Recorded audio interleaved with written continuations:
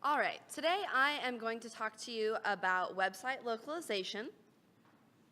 I am Stewart. I am a full stack developer. I work primarily in ASP.NET and C# and have recently started working with MVC. And this is kind of the inspiration for my many reused title of my talk. It is a poorly translated video game. So let's start off with why should you localize your website? Well, there are 50 million people in the United States and they speak Spanish. So by supporting multiple languages, you're greatly going to increase your target audience.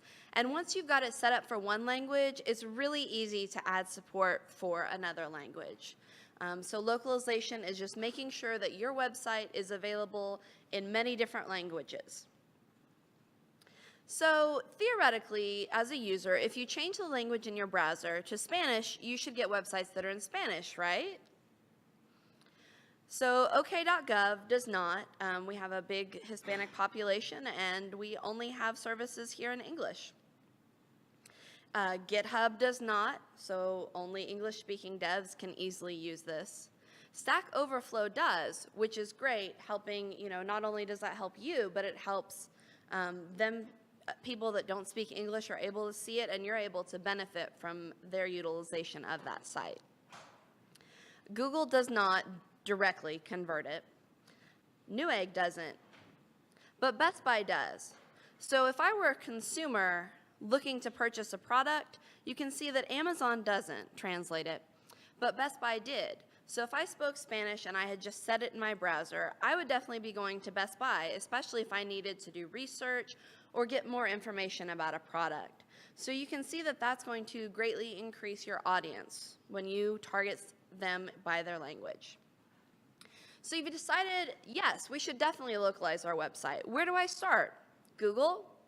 Well, if you do a Google search, there are all kinds of frameworks and crazy things and services and stuff to buy.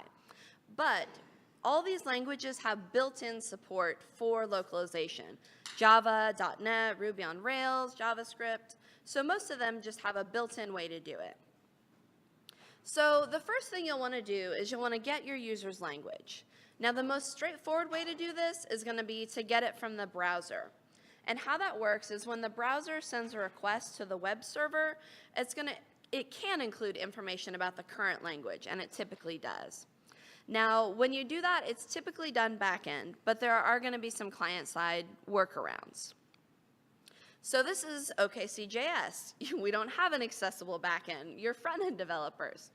There are two easy ways to do that. Window navigator.language for non-IE and IE's precious specific .user language way. There is a jQuery plugin. You can definitely also ask the user through a dialogue, which might even be a better way, because just because their browser's in Spanish doesn't mean that they want your website in Spanish. So basically, there are lots of options for getting that language. You're just using JavaScript. So now that we have the language, what's going to be our next step? So if you have .NET available, there is actually a built-in resource file. And what it is it actually makes an XML file. It has a name and a value. And the name is going to be how you reference that, the key. And the value is the string that's going to be displayed. Now this file, the naming convention for it is that it's going to have the culture name in addition to that extension. So for example, localizedtext.es for Spanish.resx. And what you do is you make a file for each language. So your key is going to stay the same, and your translation is just going to be the one that changes. And you'll see that these are all different, and so that's how those are going to get grabbed. But I use JavaScript. I hate .NET. Why did you just tell me about old-fashioned XML? Well, again, there are going to be options. Normally in JavaScript, you would use JSON. There's a jQuery library, and its basics are you set the locale, which is getting the language, and that's going to be how you use the jQuery library.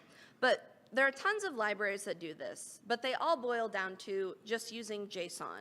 And you're going to make a JSON array that'll hold your keys and your value, how you want to reference your translation, and what you actually want it to say. So you can basically get that set up in JSON instead of, clunky XML. So now that we have that set up, how are we going to use these files? I have a file, a JSON file of translations. So what you'll do is in your website or project, you're going to replace any existing strings or text with a reference to them.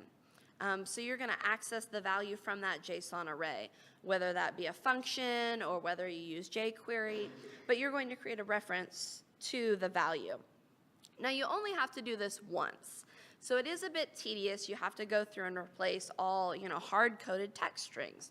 But once you've done it, you can add unlimited languages in there. So you go through and you replace those, and now when your project runs, it's going to go and pull a reference to your file, for example, JSON-translations.es.js or JSON-translations.en.js. So you'll make a function, and it's just going to call and access all of those files. And so that's going to replace the text. It's going to make your website accessible to more people, and other than being tedious initially, it is pretty straightforward. Thank you.